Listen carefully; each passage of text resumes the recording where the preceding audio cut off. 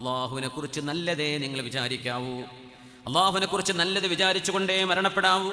മരണത്തിൻ്റെ ലക്ഷണങ്ങൾ കണ്ടു തുടങ്ങുമ്പോൾ, ശാരീരിക അസ്വാസ്ഥ്യങ്ങൾ നമുക്ക് കൂടിക്കൊണ്ടിരിക്കുമ്പോൾ, മരണം അരികത്തെത്തി എന്ന് തോന്നാൻ തുടങ്ങുമ്പോൾ നിർബന്ധമായും നിങ്ങൾ അള്ളാഹുവിനെ കുറിച്ച് നല്ലതേ ചിന്തിക്കാവൂ. എൻ്റെ റബ്ബെന്നെ രക്ഷപ്പെടുത്തും, എൻ്റെ റബ്ബെനിക്ക് മാപ്പ് തരും, എൻ്റെ അള്ളാഹുവിൻ്റെ തൗബ സ്വീകരിച്ചിരിക്കും, എൻ്റെ റബ്ബൻ്റെ ദുആ സ്വീകരിച്ചിരിക്കും, എൻ്റെ റബ്ബ് അവൻ്റെ റഹ്മത്തിൻ്റെ കരങ്ങളാൽ എന്നെ സ്വീകരിക്കും എന്ന് മാത്രമേ നിങ്ങൾ വിചാരിക്കാവൂ.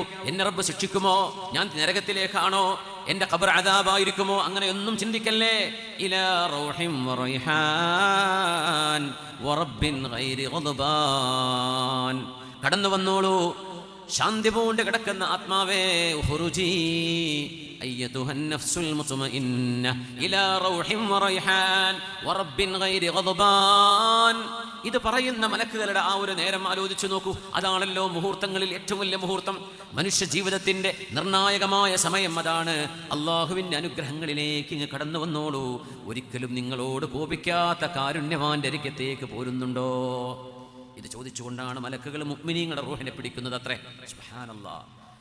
യാ അയ്യതുഹൻ നഫ്സുൽ മുത്മഇന്ന ഇർജിഇ ഇലാ റബ്ബികി റാദിയതൻ മർദിയ്യ ഫദ്ഖുലി ഫീ ഇബാദി വദ്ഖുലി ജന്നതി.